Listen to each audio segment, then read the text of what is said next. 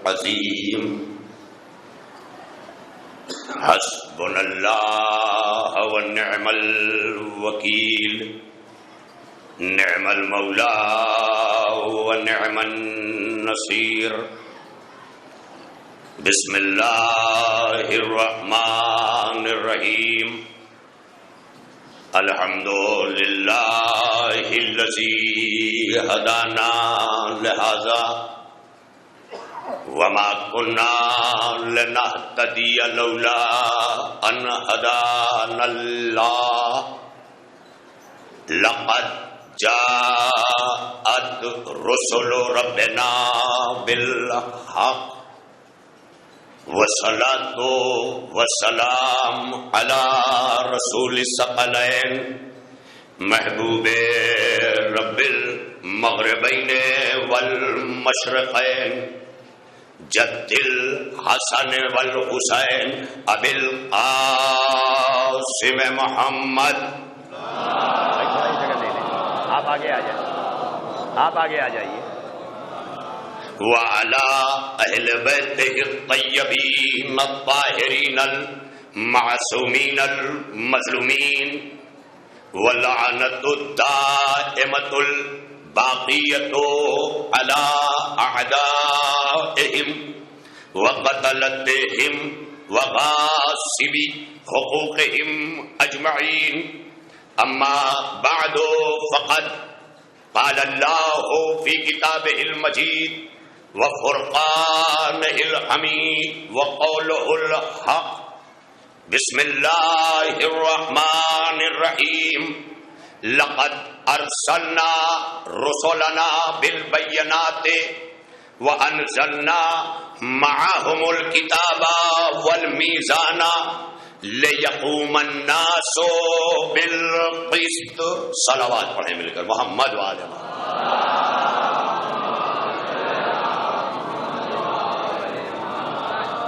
بزرگان ملت، ماتمداران شہیدان کربلا، عزاداران سید الشہداء، ایک بار پھر زندگی نے وفا کی، سانسوں نے رفاقت کی. کل سے آج پھر ایک بار زندگی نے ہمیں فرش عزا تک پہنچایا. شکر ہے زندگی کا کہ جب وہ فرش عزا تک پہنچا دے، ورنہ زندگی کا کام ہے موت تک پہنچانا.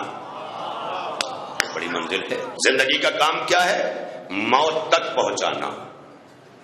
لیکن یہ زندگی نے کمال حاصل کیا کہ جب اس نے بشریت کو فرش عزا عطا کیا.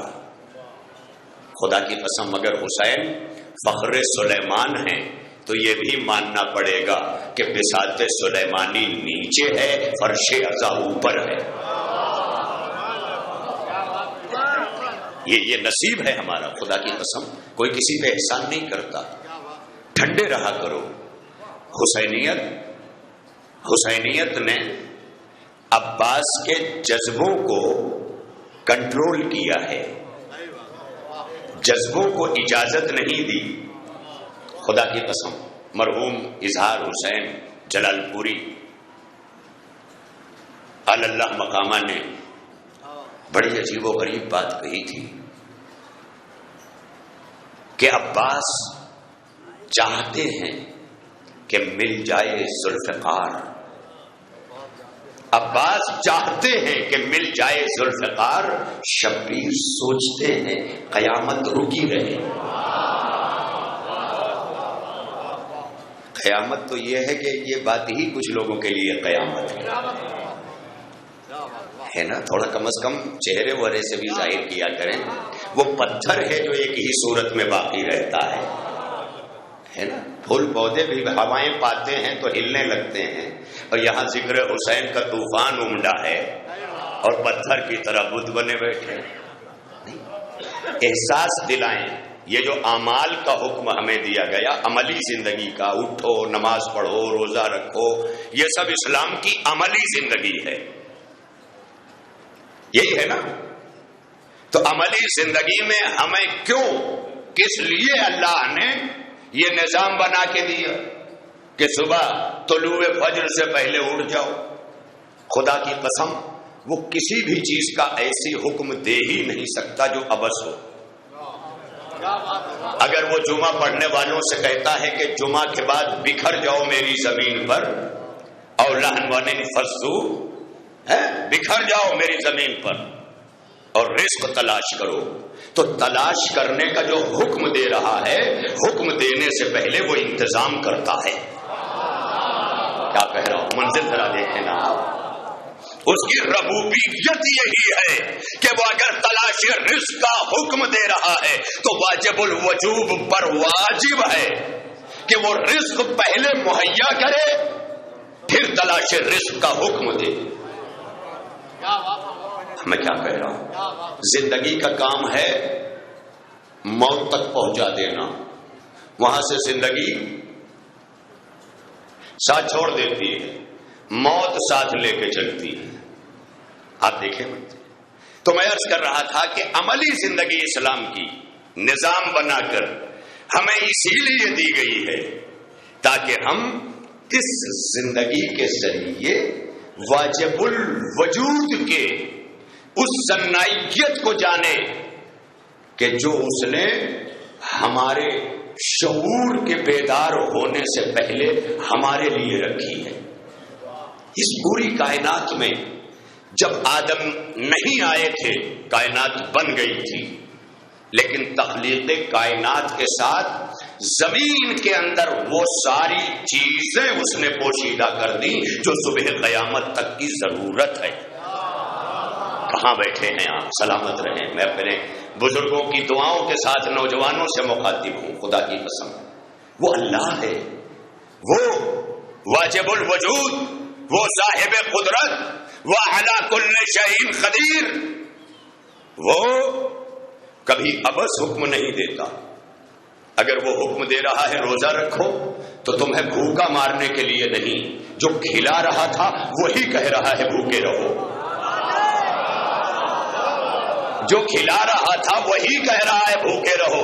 اب تم کھانے پہ تو راضی ہو، بھوکے رہنے پہ ناراض. توجہ چاہ رہا ہوں. تو اب یہ دنیا کے مسلمان تو ہو سکتے ہیں، آخرت کے مسلمان نہیں ہو سکتے. اسلام کے کسی بھی عمل کا منکر، اسی لیے لفظ منکر عمل ہے. کیوں ہے؟ کیونکہ عمل میں گنجائش موجود ہے. مجبوریوں کی بنیاد پر کبھی واجب ترک ہو جاتا ہے، کبھی حرام حلال ہو جاتا ہے، ان مجبوریوں کی بنیاد پر. تو یہ ساری چیزیں اسلام کی ہم تھوڑا سا غور کریں، کیونکہ میرا موضوع ہے. کچھ لوگوں کو یہ بھی شکوہ ہے کہ موضوع سے تو فرار کرتے ہیں. میں چاہتا ہوں وہ اکیلے میں کوئی موضوع دے کے مجھ سے سنے، اس لیے کہ سب کو اپنی پسند کا موضوع کیوں سنانا. اپنی اپنی پسند جن کو کرنی ہے وہ اپنی الگ الگ مجلسیں رکھ کے مجھ سے پڑھوائیں، میں ان کے موضوع پہ پڑھوں گا. لیکن یہ مومنین جعفر آباد کی مجلس ہے. ہر سن، ہر سال، ہر فکر، ہر نظر، ہر عقل، ہر تعلیم، ہر شعبہ حیات کے لوگ یہاں اکٹھا ہیں، لہذا کوئی محروم بھی نہ جائے. موضوعات پر گفتگو تو ہم دوسرے اشرے میں کرتے ہیں. جب جانے والے چلے جاتے ہیں، رہ جانے والے رہ جاتے ہیں. اور ہر تقریب میں یہی ہوتا ہے، نامحرم جلدی چلے جاتے ہیں، محرم رک جاتے ہیں. تو جو محرم میں فرش ازا ہیں وہی رکتے ہیں. صلوات پڑھیے مل کر محمد والے محمد پر. مولا سلام.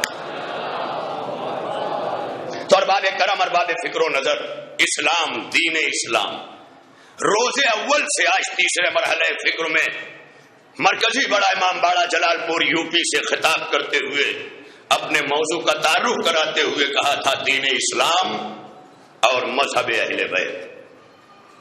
تو ظاہر ہے کہ پہلے دین اسلام جو دین ہے جس کا نام اسلام ہے، پہلے اس کے نظام حیات انسانی پر ایک اجمالی نگاہ ڈالو تو پتہ چلے گا کہ جتنی چیزیں اس نے تمہیں بخشی ہیں وہ سب کے سب تمہاری ضرورت کی ہیں. یہ الگ بات ہے کہ تمہیں ضرورت احساس بعد میں ہوتا ہے، ہم مہیا پہلے کرتے ہیں. تمہیں احساس ضرورت بعد میں ہے. کل میں نے مثال دی تھی کہ چھاتیوں میں ماں کے شیر مادر پہلے آتا ہے، ولادت بعد میں ہوتی ہے. اسی طرح جیسے ایک بچے کو پہلی سانس پر بھی بغیر رزق کے نہیں چھوڑتا، اس کے سامنے رزق کی دعائیں پڑھنا، وہ کہتا ہے رزق کی دعا روزی کے نام پہ نہ مانگو، مانگا کرو دعا اللہم ارزقنا زیارت الحسین. میں کیا کہہ رہا ہوں، یہ بھی تو رزق ہے، مانگو. جب زیارت حسین کا رزق مانگو گے تو جانے کے قابل بھی ہو جاؤ گے، مال بھی آ جائے گا، مال بھی آ جائے گا. اس لیے کہ خالی پیسے کی فنڈنگ پہ استطاعت حج نہیں ہے. سن لیں، بیسک سیلری پر فوراً اپنے اوپر حج واجب کر لینے والوں سنو، وجوب حج میں مولانا ڈاکٹر کلب صادق علی اللہ مقامہ نے کہا تھا، وجوب حج میں اگر گھر سے نکلے، راستے میں نماز پڑھ رہے ہیں، کسی کی جان کا خطرہ ہے، کوئی کنویں میں جا رہا ہے، تو نماز چھوڑ کر واجب ہے کہ اسے بچائے. کیسے عالم میں اگر وہ کنویں میں کودتا ہے تو اس کے پاسپورٹ کا کیا ہوگا، اس کے ٹکٹ کا کیا ہوگا، اس کے حج پہ جانے کا کیا ہوگا. کہا اب حج ثابت ہے اس وقت تک کے لیے جب تک صاحب استطاعت نہ ہو جائے. میں کیا کہہ رہا ہوں، جب تک صاحب استطاعت نہ ہو جائے. اب اس استطاعت میں پھر سے پاسپورٹ بھی ہے، پھر سے ویزا بھی ہے. کیوں؟ اس لیے کہ حج سے بڑا کام ڈوبتے کو بچانا تھا. اب سمجھ میں آیا 1400 برس سے اسلام اپنے عزا خانوں میں ہمیں کیوں کھینچ رہا ہے؟ یہی بتانے کے لیے. خدا کی قسم، ڈوبتا ہوا ایک انسان اگر ڈوب رہا ہے تو شریعت محمدیہ قیامت تک کہتی ہے کہ اس کو بچانے کے لیے اگر کنویں میں کودنا بھی پڑے تو کود جاؤ، نماز کو توڑنا پڑے تو توڑ دو، احرام اتارنا پڑے تو اتار دو. اب سمجھ میں آیا کہ حسین نے عین قرب حج میں کعبہ کیوں چھوڑا؟ چھوڑ کر بتایا کہ جب تمہاری استطاعت حج ایک ڈوبنے والے کو بچانے میں ختم ہو جاتی ہے تو میں تو اسلام بچانے کے لیے نکلا. صلوات پڑھنے مل کر محمد والے محمد. میں اپنے بزرگوں سے دعائیں تو ضرور چاہتا ہوں، ہے نا. ممبر تو اتنا بڑا ضرور کر دیتا ہے ذکر کے تحت کہ باپ نیچے اپنے بیٹے کو بھلے داد نہ دے لیکن ذکر علی پہ سبحان اللہ کرے تاکہ والد اور ولد دونوں کا نطفہ ٹھیک رہے. صلوات پڑھیے مل کر محمد والے محمد. تشریف لائیں قبلہ آ جائیں. آپ کی شفقتیں بہت ضروری ہیں، اس لیے کہ لوگ میری ڈگریاں پوچھ رہے ہیں. آج آ جائیے. میری علماء کرام ڈگریاں ہیں، مدارس ڈگریاں ہیں، یہ ساری چیزیں ہیں. اس لیے کہ ہر یونیورسٹی استطاعت کو ڈگری دیتی ہے، بھرے ہوئے کتاب سے بھیجے کو نہیں.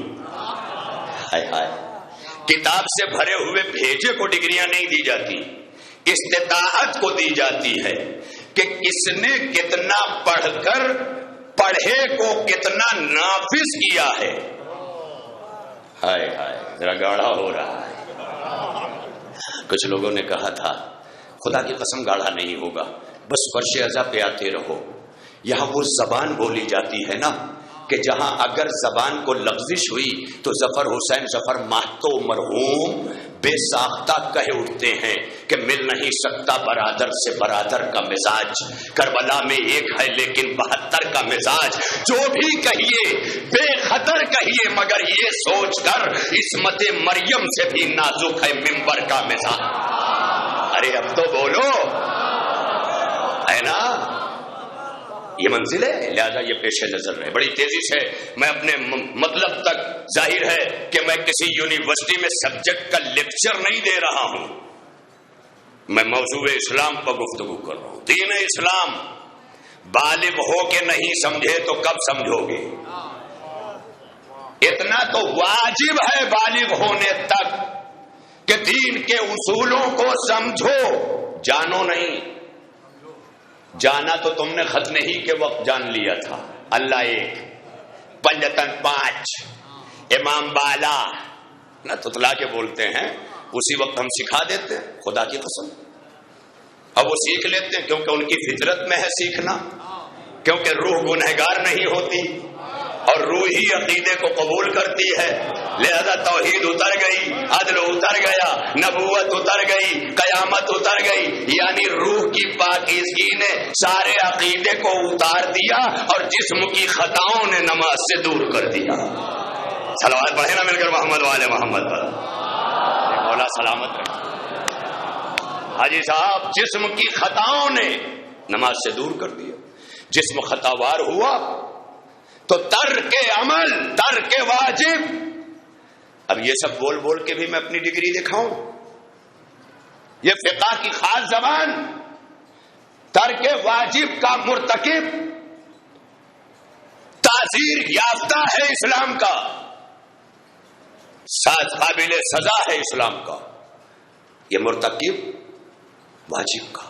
بہت ساری منزلیں ہیں، میرے پاس وقت نہیں ہے تیزی سے میں اس اسلام کا تعارف کرانا چاہتا ہوں کہ جس کے لیے کل میں نے اشاروں میں کہا تھا کہ اسلام نام ہے فقط اس قانون کا جو اللہ نے نظام کائنات و انسان کے لیے بنایا ہے، اور یہ قانون خود اللہ نے بنایا ہے، کسی کے مشورے سے نہیں، کسی پارلیمنٹ میں نہیں، کسی سنسد میں نہیں، کہیں نہیں، خود اللہ نے بنایا۔ خود اللہ نے کیوں بنایا؟ کیونکہ خود اللہ نے ہمیں بنایا۔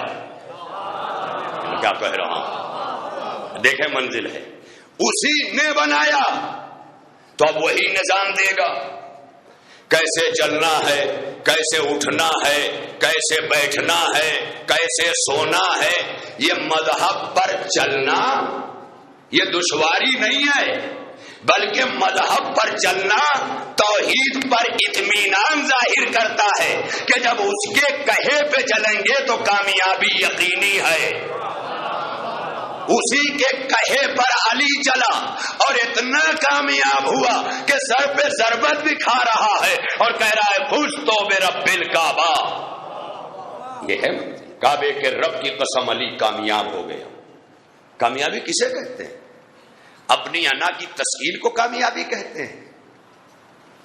جھوٹی انا جو چوراہے پہ 4 آنے کی نہیں ہے، گلیوں میں روپیہ بنائے پھرنے والوں، عزتیں چھین کے نہیں ملتی، عزتیں کردار کی روشنی ہوا کرتی ہیں۔ جب کردار کا سورج طلوع ہوتا ہے افق حیات پر تو کردار کی بکھرنے والی شعاؤں کو کہا جاتا ہے۔ یہ ہے منزل۔ لہذا ہمیں اللہ نے خلق کیا، ہمیں ایک نظام دیا، اور آج یہ 1444 ہجری کے اشرے مبارک محرم کی 3ری مجلس سے میں بڑے ہی چیلنجنگ موڈ پر رکھ کر خود کو یہ بتانا چاہتا ہوں کہ ہر ایک نظام اور ادیان عالم میں انسانوں کے نظام، مانو سنویدھان، ہیومن کانسٹیٹیوشن سب کچھ مل رہا ہے، لیکن کہیں نہ کہیں جا کے انسانی نظام سے ٹکرانے لگتا ہے، کبھی سوویت یونین بن کر، کبھی مارکسزم بن کر۔ یہ ساری چیزیں زمانے نے دیکھی ہیں، سارے انقلاب دیکھے ہیں۔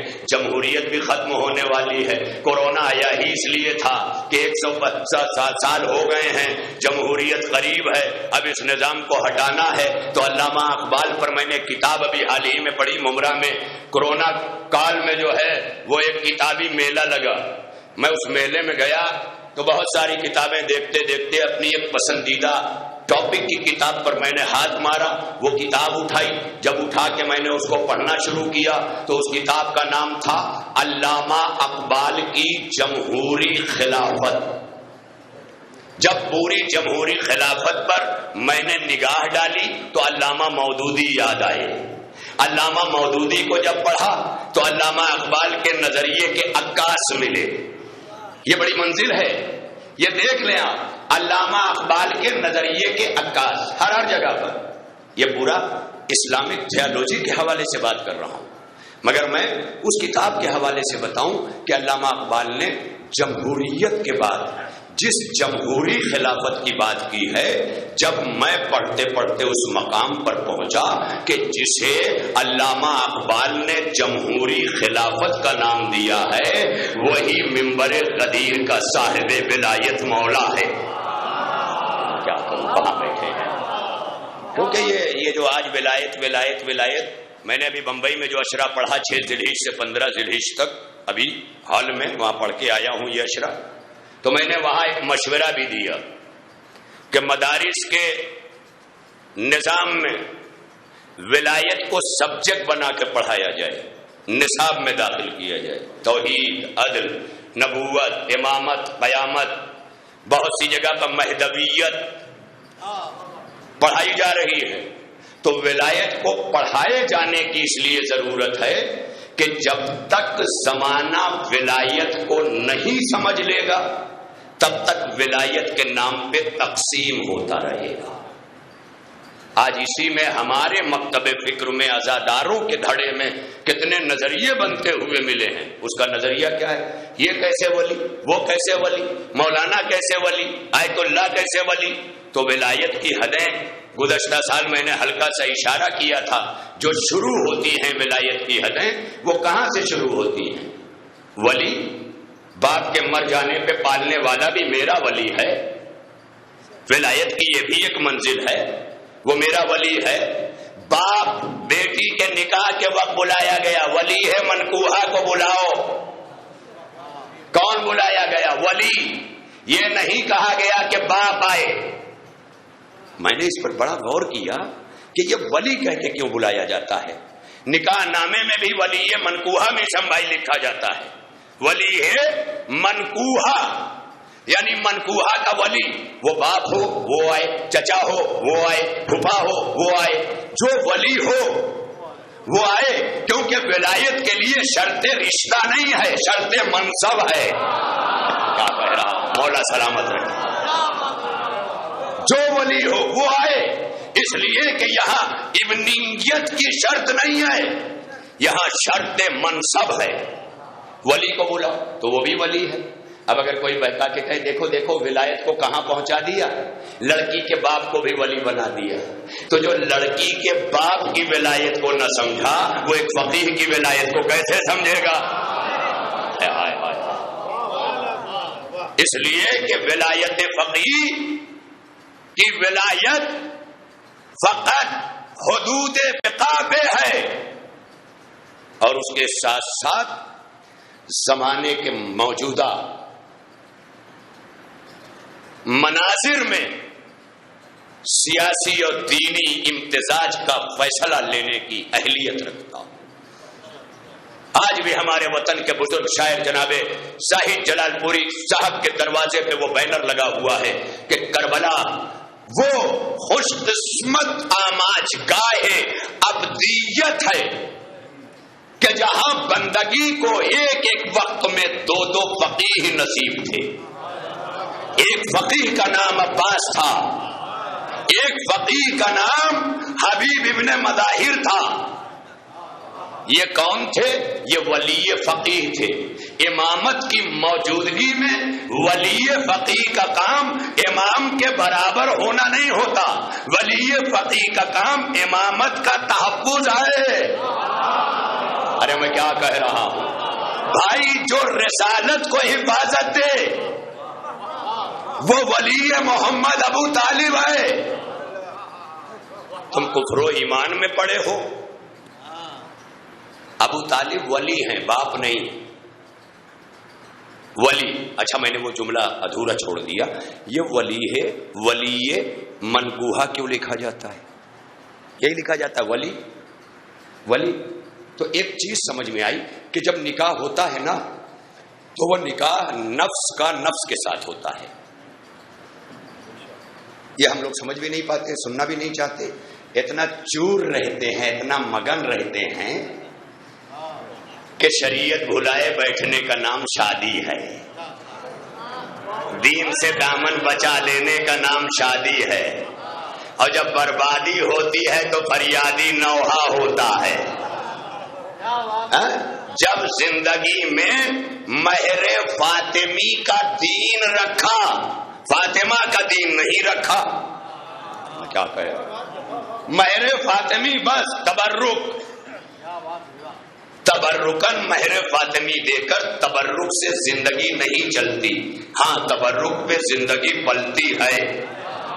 ارے یہ تو تسلیم کر لو، ہے نا، نہیں چلتی. لہذا باتیں بڑی دور تک نکل گئی. تو میں نے جب یہ پڑھا تو نکاح نفس کے ساتھ ہوتا ہے، اور اس کی دلیل بھی موجود ہے. مولانا تشریف فرما ہے جو یہ نکاح کے صیغے پڑھے جاتے ہیں نا، نکاح تو موکلتی، تو یہ موکلتی جو ہے نا یہ وکیل ہے. وہ کہتا ہے میرے موکل تیری موکلہ، میری موکلہ تیرا وکیل، ہے نا. یہ چیزیں چل رہی ہوتی ہیں. لیکن اگر وکیلوں کو ہٹا دیا جائے، جیسے کہ بہت سے لوگ آج ہیں جو ایڈوکیٹ بھی ہیں، بزنس مین ہیں، ایڈوکیٹ بھی ہیں، راجنیتا ہیں، ایڈوکیٹ بھی ہیں، منسٹر ہیں، ایڈوکیٹ بھی ہیں، پولیس والے ہیں، ایڈوکیٹ بھی ہیں، عام انسان ہیں. لیکن جب کبھی قانون اور عدالت کی بات آتی ہے تو ایک مرتبہ کوٹ چڑھائی ہو جا کے کھڑے ہو گئے. کون ہے آپ کا وکیل؟ نتھنگ، کوئی نہیں. کون لڑے گا؟ سیلف. میں فوراً ڈگری آگے رکھی، پریکٹس کی سرٹیفکیٹ آگے رکھی اور اپنا وکیل خود بن کے لڑا. تو وہ کبھی نہیں کہتا کہ یور آنر میرا وکیل، وہ کہتا ہے یور آنر میں، یعنی وکیل میرا وکیل میرا موکل نہیں ہے، وہ کہہ رہا ہے میں. یہ میں کہاں آتا ہے؟ جہاں بنفس نفیس خود ہو. میں بہت بڑی بات کہنے جا رہا ہوں بھائی، یہ نکاح کا تعلق ہے نفس سے. میں اس کی دلیل یہ دے رہا ہوں کہ جب وکیل ہٹایا جائے گا تو تحفۃ العوام بھی اگر کھول کے پڑھو گے نا تو اس میں یہ چیزیں موجود ہیں جو میں پڑھ رہا ہوں. تحفۃ العوام کے باب النکاح کی طرف جائیے تو ملے گا کہ اگر لڑکا اور لڑکی سیلف خود بنفس نفیس اپنا نکاح پڑھیں تو لڑکی کہے گی انکح تو نفسی لنفس کا، میں نے اپنے نفس کو حوالے کیا تیرے نفس کے. کل نفس ذائقۃ الموت. اور جیسے ہی موت آئی نفس کو، اب وہ بیوی چونکہ نفس کی بیوی تھی لہذا پلٹی ادھر جہاں سے روحانیت کا رشتہ ہے، نہیں پہنچا سکا. یعنی اب جیسے ہی شوہر کو موت آئی، اب یہ مسز فلاں، بیگم فلاں مرحوم، یہ نہیں لکھا جائے. اب جہاں بھی بتایا جائے گا وہ یہی بتایا جائے گا، فلاں بنت فلاں، فلاں بنت فلاں. تو نکاح نفس کا ہوتا ہے نفس کے ساتھ. جب نفس کا نکاح نفس کے ساتھ ہوتا ہے نا تو مولانا کہتے ہیں ذرا ولی کو بلاؤ. یہ نہیں کہا باپ کے بلاؤ، کہا ولی کو بلاؤ. جب ولی کو نفس پر گواہی کے وقت طلب کیا گیا تو سمجھ میں آیا کہ باپ کا تعلق ولادت سے ہے. میں کیا کہہ رہا ہوں؟ باپ کا تعلق ولادت سے ہے اور ولی کا تعلق نفس سے ہے. تھوڑا بات گہری ہو گئی، علمی ہو گئی. ولی کا تعلق نفس سے ہے. آیت پڑھوں قرآن کی، النبی اولا بالمؤمنین من انفسہم، میرا نبی مومنین کے نفسوں پر اولا ہے. یعنی اولا کا ترجمہ کیا ہوگا؟ مولا ہے نا.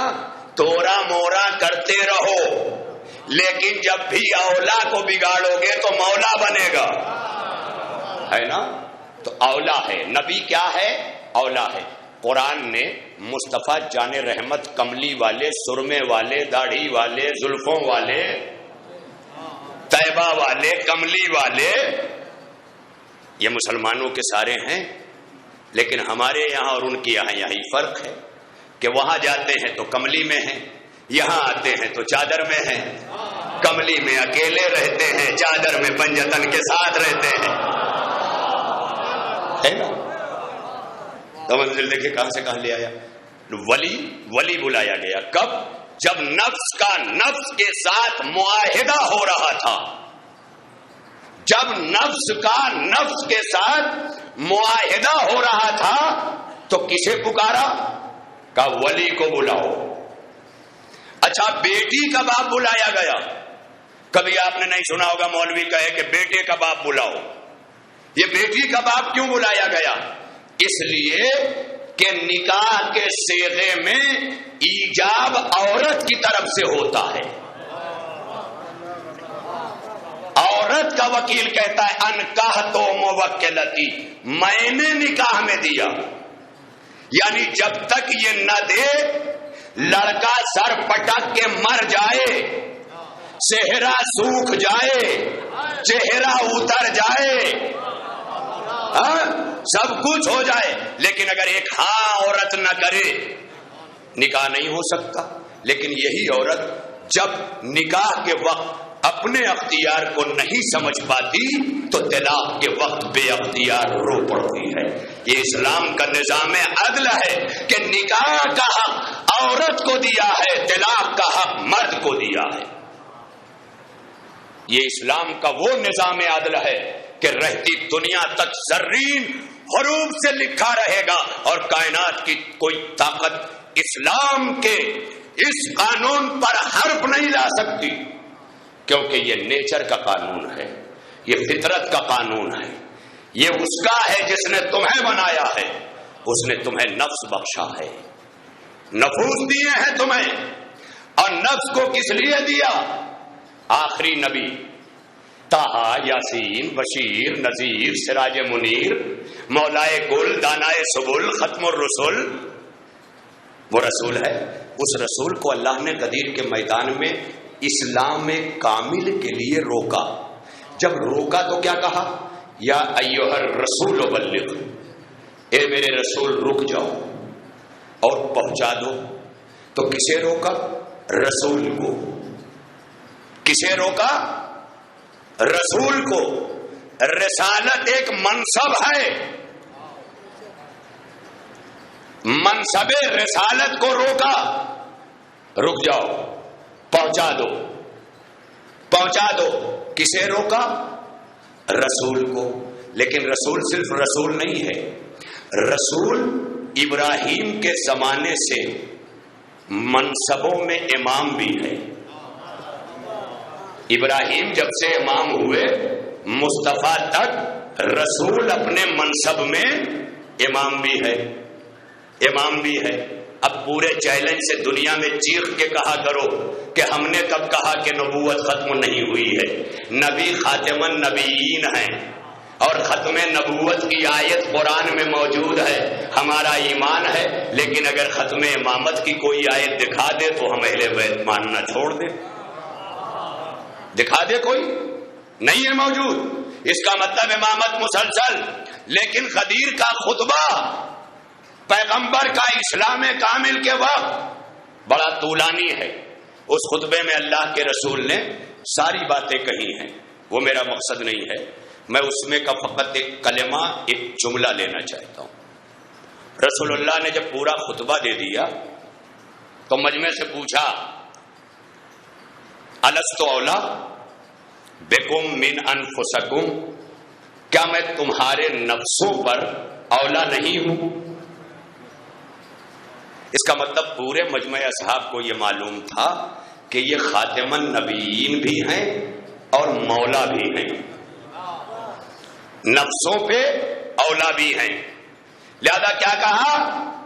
الست اولا بکم من انفسکم، کیا میں تمہارے نفسوں پر تم سے زیادہ حق نہیں رکھتا؟ اب بہت سے لوگ یہاں کہیں گے اس سے زیادہ حق کیا ہے؟ تو اس سے بڑا حق رسول کا نفسوں پہ کیا ہوگا کہ نکاح نفس کا نفس کے ساتھ ہو گیا، لیکن رسول کہہ دے کہ میں نے الگ کیا تو دونوں ایک دوسرے پہ حرام ہو جائیں گے.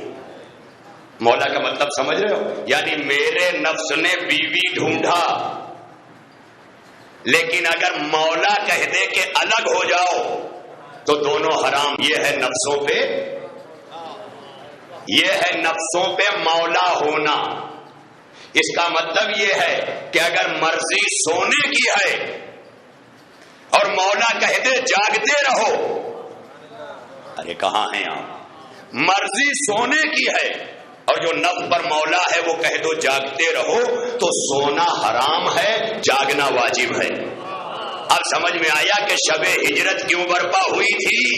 اسی نظام کو سمجھانے کے لیے کہ ہمیشہ جاگنے والے علی سے اگر رسول کہہ دے سو جاؤ تو علی سو کے بتاتا ہے کہ میں مولا ہوں، یہ مجھ پر بھی اولا ہے۔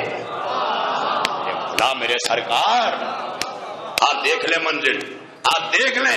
لہذا نبی نے کیا پوچھا؟ الست اولا بکم من انفسکم، تو کیوں پوچھا تھا؟ کیونکہ آیت پہلے آ چکی ہے، آیت پہلے آ چکی ہے، النبی اولا بالمؤمنین من انفسہم۔ اس کا مطلب ایک بات سمجھ میں آئی کہ دین پہنچانا رسالت کا کام تھا، قیامت تک دین لے جانا، ارے کہاں بیٹھے ہیں آپ؟ قیامت تک دین لے جانا ولایت کا کام تھا۔ لہذا منصب میں رسول مولا تھے، نبوت ختم ہو رہی ہے، غدیر سے ولایت جاری ہوئی ہے، اور اس ولایت کو مسلسل کیا ہے یہ کہہ کر کے کہ النبی اولا بالمؤمنین من انفسہم، مومنین کے نفسوں پہ جو مولا ہو اسی کو ولی خدا کہتے ہیں، ہے نا؟ مومنین کے نفسوں پہ جو مولا ہو۔ میں نے کیا مثال دی کہ اگر کہہ دیں ایک جوڑے سے کہ تم کو میں جدا کرتا ہوں تو حرام، ایک دوسرے پر حرام، یہ ہے مولا کا پاور، یہ ہے مولا کا اختیار۔ اب جب نبی نے غدیر کے میدان میں کہا جس کا میں مولا اس کے علی مولا، امت بڑی آسانی سے مولا کلفی کی طرح کھا گئی، اور جب ڈکار لی تو لکھا مولا یعنی دوست، مولا یعنی ساتھی، یہ سارے ترجمے کرتے رہے، ساری امت کے بیٹے، معلوم شجروں کے بھی نامعلوم شجروں کے بھی، ساری محنتیں کرتے رہے، خدا کی قسم کہ مولا کے معنی کو چھپا دے، لیکن ابھی تھوڑا ہی دن گزرا تھا علی کو سامنے آئے ہوئے، جب جنگ جمل میں علی پہنچے، دیکھا مسلمان ادھر بھی کٹ رہا ہے، تو علی نے بچانے کے لیے ایک فارمولہ بنایا۔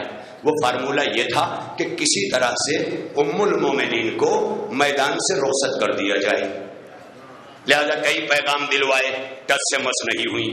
پھر ایک مرتبہ خصوصی ایلچی اپنے بیٹے حسن کو بنایا، اور بنا کر کے کہا بیٹا جاؤ نانی سے کہہ دو کہ واپس چلی جائیں، یہ تاریخ ہے، میں ظاہر آن لائن پڑھ رہا ہوں، غلط ہو تو میرا گلا کاٹ دیں۔ شبلی نعمانی سے لے کر کے محدث دہلوی تک کے یہاں روایت موجود ہے کہ بس اس کے بعد حسن علیہ السلام نے آ کے کہا نانی جان، جی شہزادے، آپ واپس چلی جائیں نانی، چپ ہیں۔ پھر امام حسن بولے نانی، بابا نے کہا ہے کہ اگر آپ نہ جائیں گی تو اس حق کا استعمال کروں گا جو مجھے رسول سے ملا ہے، یعنی امت کے بیٹوں کی سمجھ میں نہیں آیا، ماں جمل ہی سے سمجھا گئی تھی کہ مولا کے معنی نفسوں پہ حاکم کے ہیں۔ صلوات پڑھیے مل کر محمد وآل محمد۔ بحضور وقت تمام ہوا۔ اسلام وہ دولت ہے جو انسان کی پہلی سانس سے آخری سانس تک اس کی حیات ظاہری کے نظام بن کے اس کے ساتھ چلتی، یہ اس کی مہربانیاں ہیں۔ ارے بچپن میں اللہ ایک پڑھنے والے پوری زندگی اللہ ایک سمجھنے میں بھی صرف کر دینا تو قیامت تک کی بشریت سمجھ ہی نہیں سکتی۔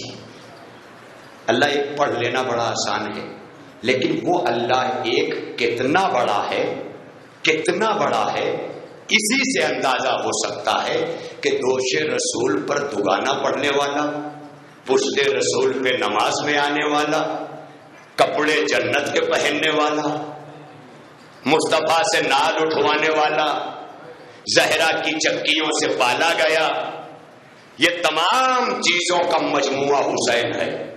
اتنا بڑا کائنات میں حسین ہے کہ خدا کی قسم اپنے مقام قربانی میں اگر مقام توحید میں اللہ لادہ وحدہ لا شریک ہے تو مقام بندگی میں حسین وحدہ لا شریک ہے.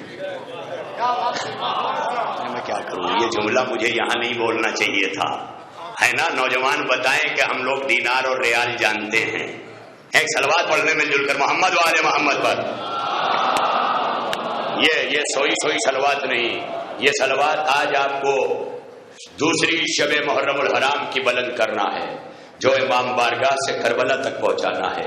زائر پیچھے رہ جائیں، صلواتیں آگے جائیں. بلند ترین صلوات پڑھیں محمد والے.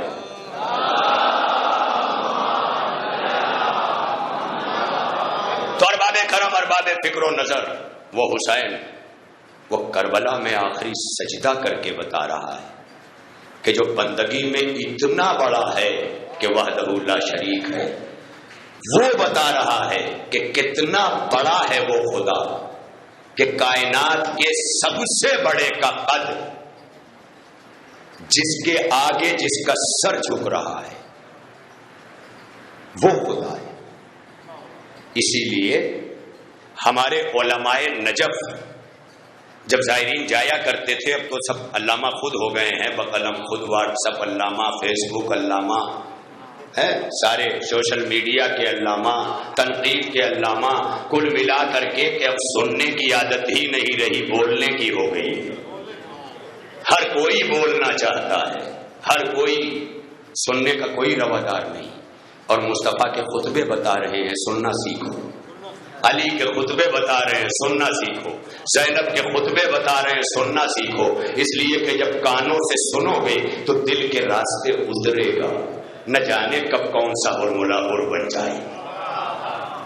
اس لیے یہ کربلا محافظ توحید ہے، جس نے گلا کٹا کر علامہ اقبال کو کہنا پڑا ان کے بخشت بے یقینا را یقین.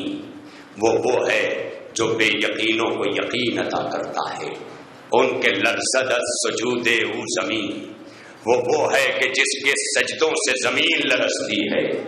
اس کے بعد کہا خدا کی قسم ان کے زیر تیغ گوید لا الہ، ان کے خونے او نموید لا الہ. وہ ہے کہ جس نے خنجر کے نیچے لا الہ کہا. وہ ہے کہ جس کے خون کے ایک ایک قطرے سے لا الہ کی کھیتی نمو پاتی ہے. اس فلسفے کو دیکھیں. آج بھی حسین توحید کی اس کھیتی کو سینچ رہا ہے. آج بھی کربلا سے تازہ لہو کا ٹپک پڑنا اس بات کی دلیل ہے کہ آج بھی حسین لا الہ اور اس کی توحید کا محافظ بنا ہوا ہے. ارباب اعزاز، تھوڑا تھوڑا آپ کو کربلائی منظر میں لے جائیں گے. آپ سر نہ گھمائیے گا، روشنیاں تبدیل ہو جائیں گی. وہ روشنی جو خاک و خون کے صحرا میں آندھی بن کے پھیلی تھی، کہ جس نے یتیموں کو لرزا کے رکھ دیا تھا، جس نے بیواؤں کو تڑپا کے رکھ دیا تھا، جس نے اسیروں کو جھلسا کے رکھ دیا تھا. ارباب اعزا، آج دوسری شب محرم ہے، آپ رونے پہ آمادہ ہیں. آپ اس بات پر مطمئن رہیے کہ اگر مجلس میں کچھ تاخیر بھی ہو جائے میرے بیٹھنے میں تو میں ختم اپنے وقت پر کروں گا، میں کبھی آگے نہیں جاؤں گا انشاءاللہ. یہ میرا آج وعدہ ہے کہ اگر تاخیر ہوتی ہے تو یہ سمجھیے گا کہ کہیں ذکر مولا کی تسبیح الجھ گئی ہے، تسبیح الجھ گئی ہے، چھڑانے میں دیر ہو گئی، ورنہ مقصد دانا گننا تھا. جب یہ عزم لے کے چلو گے تو دل میں حریت جاگے گی، اور جب حریت جاگے گی تو خدا شاہد ہے کہ حسین نے، میں نے گزشتہ سال کہا تھا نا کہ کریم فاطمہ اتنا کریم ہے، اتنا کریم ہے حسین ابن علی جو کریم فاطمہ ہے. یعنی فاطمہ کے کرم کا تو اندازہ ہی نہیں ہے، لیکن وہ کریم فاطمہ حسین اتنا کریم ہے کہ حر کو سینے سے لگاتا ہے. مگر اس کی غلام نوازی دیکھو گے، جو آج ہم کہتے ہیں خدا ہمیں حسین کے غلاموں میں شامل کرے. اس منزل کی تمنا کرنے سے پہلے سوچو کہ جب غر کا قافلہ چلا ہے نا حسین کی طرف تو بھائی بھی ہے، بیٹا بھی ہے، غلام بھی ہے، خود غر بھی ہے۔ حسین نے کہا کہ بیٹا علی اکبر، جی بابا، کا غر کے بیٹے کا استقبال کرنا۔ جی بابا۔ بھیا عباس، جی آقا، کا غر کے بھائی کا استقبال آپ کے ذمے ہے۔ پھر آواز دی حبیب، جی مولا، کا غر کا استقبال آپ کو کرنا ہے۔ جب یہ غر کا استقبال حبیب کے ذمے کیا نا تو حبیب کی سوالیہ نگاہیں چہرے حسین پہ ٹھہری ہیں۔ اچانک حسین نے سوال کو محسوس کیا اور سر اٹھا کے کہا، حبیب، رہا غر کا غلام تو اس کا استقبال فاطمہ کا لال کرے گا۔ تمہیں محرم نصیب ہوا ہے۔ یہ ایکسکیوز ان 10 دنوں میں نہ کرنا کہ ہمارے بچوں کی صبح اسکول ہے، انہیں مجلس کے لیے بھی جگانا اور اسکول بھی بھیجنا، کیونکہ ان کے نظام فطرت میں 7 برس کے بچوں کو غلام بنانے کا حکم ہے۔ میں کل عرض کروں گا مزید تفصیل کے ساتھ، لہذا ان 10 دنوں میں امام باڑوں سے دور نہ کرنا۔ امام باڑوں سے دور ہونے والی نسلیں نہ جانے کیا کیا بن گئی ہیں۔ فرش عزا پہ آتے رہنا، کبھی ولایت کے باب میں تمہیں بہکایا نہیں جا سکے گا، مگر اتنا ضرور کہوں گا کہ وہ کریم فاطمہ جو اتنا کریم ہے کہ آنے والے قافلے میں غر کے غلام کا استقبال کر رہا ہے، اس کے کرم کا عالم کیا ہوگا۔ ارے جو اتنا کریم تھا اس کی کیا خطا تھی کہ 3 دن کا بھوکا پیاسا کربلا کے میدان میں ذبح کر دیا۔ ہاں ارباب ادا، دوسری محرم ہے، حسین کا 2 محرم کو وارد کربلا ہونا تاریخ مقاتل سے ثابت ہے۔ 2 محرم کو آئے، حسین نے زمین خریدی قبیلہ بنی اسد سے، اس کا قبالہ یوسف کربلا، زمیندار کربلا جناب علی اکبر کو اسی لیے کہا جاتا ہے کہ حسین نے مقتل کی زمین علی اکبر کے نام خریدی ہے۔ لیلا کا چاند جو اپنے سینے پہ پرچی کا پھل کھا کے آیا ہے، کربلا کی زمین علی اکبر کے نام ہے، لیکن کربلا میں تبسم سے فتح علی اصغر کے نام سے۔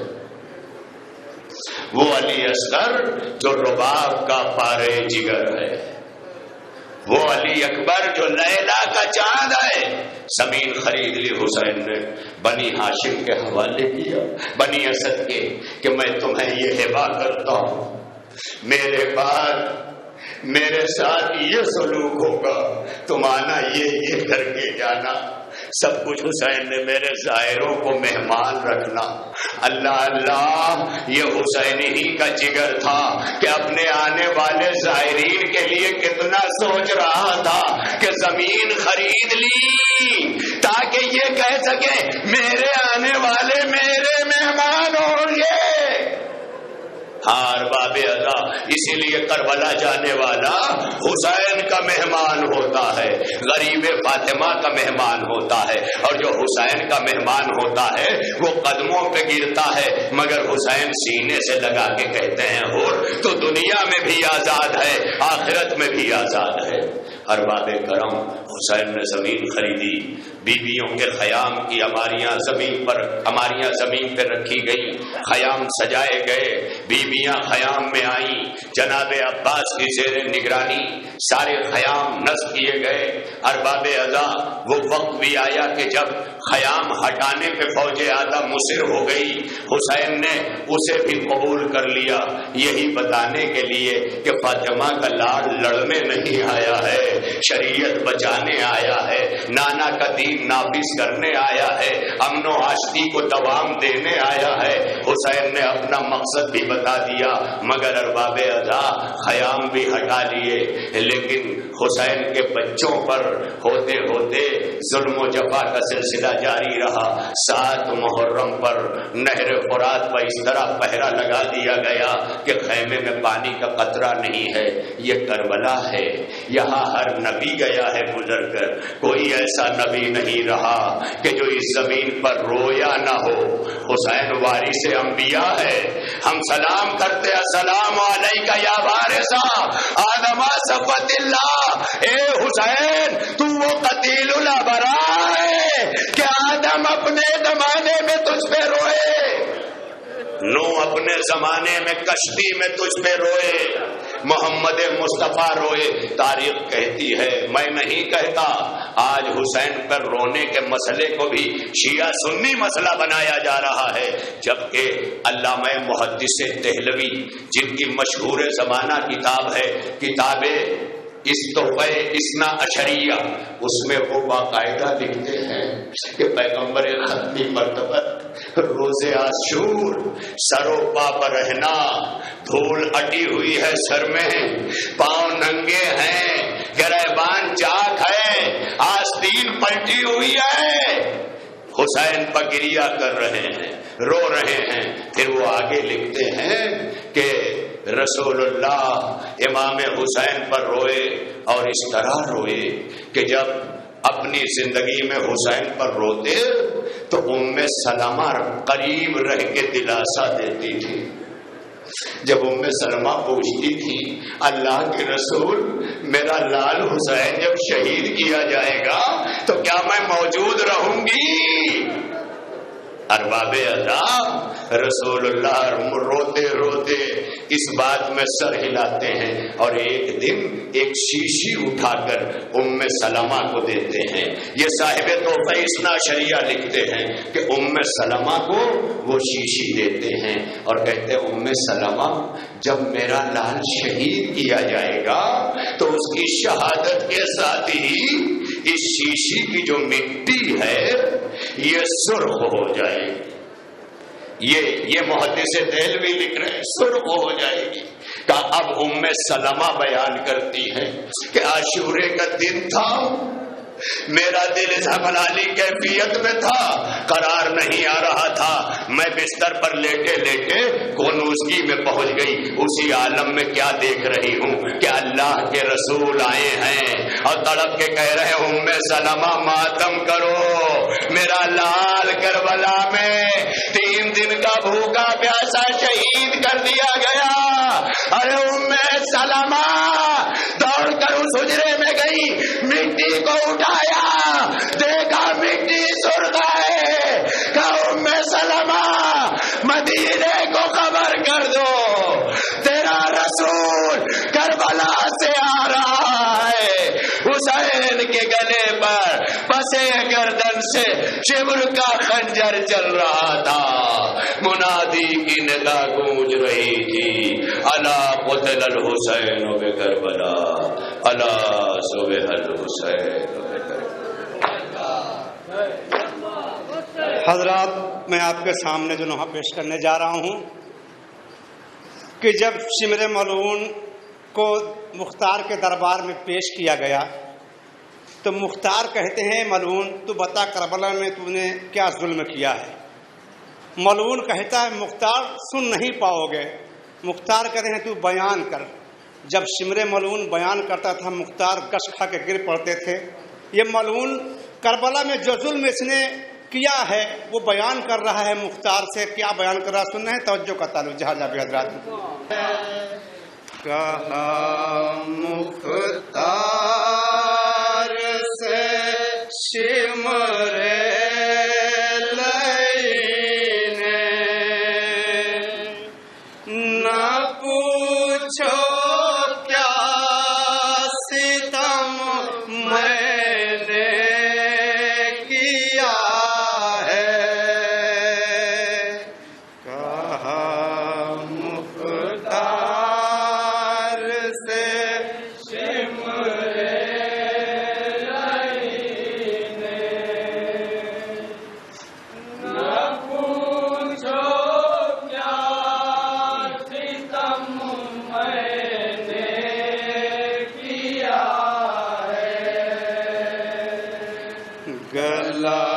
شہ کا کٹا میری چھری سے، نہ پوچھو کیا ستم میں نے کیا ہے۔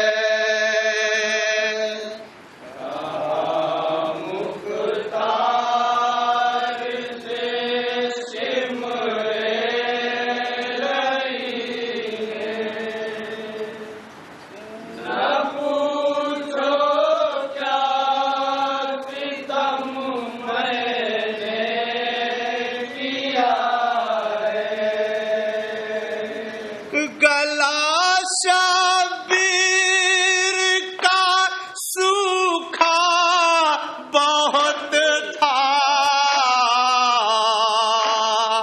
بڑی محنت سے مختار کاٹا، بڑی محنت سے مختار کاٹا، گلا شبیر کا سوکھا بہت تھا،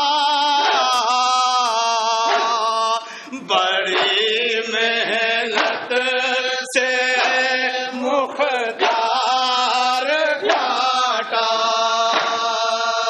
بڑی محنت سے مختار کاٹا، تڑپتے تھے وہ خنجر کی رگڑ سے، تڑپتے تھے وہ خنجر کی رگڑ سے، تڑپتے تھے وہ خنجر کی رگڑ سے، نہ پوچھو کیا ستم میں نے کیا ہے۔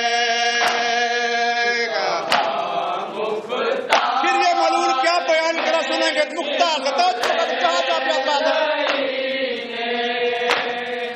نہ پوچھو کیا ستم میں نے کیا ہے، وہ وقت ذب پانی مانگتے تھے، نہ جانے کتنا سے شبیر پیاسے، نہ جانے کتنا سے شبیر پیاسے، وہ وقت ذب پانی مانگتے تھے،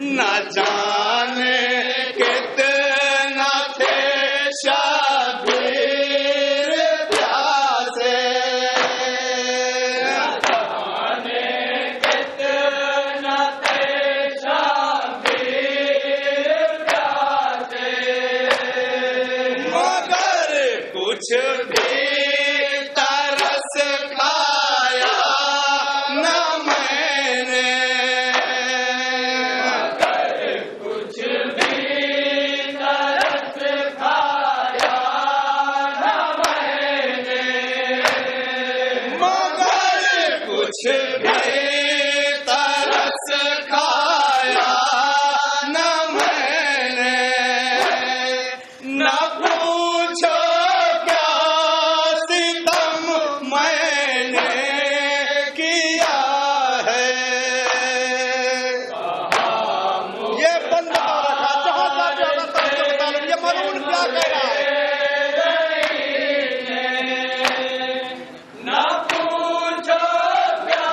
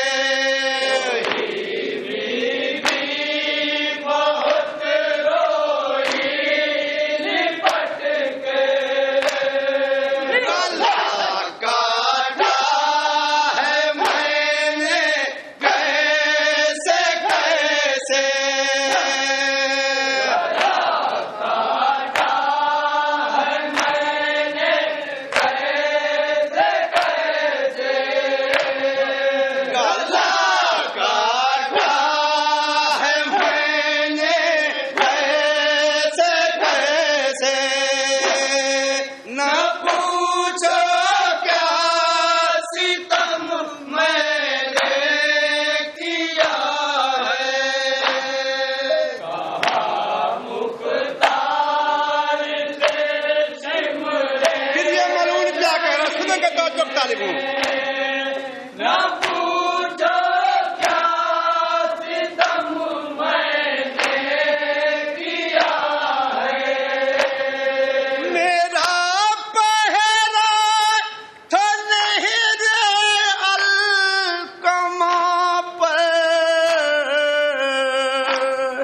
تھے پیاسے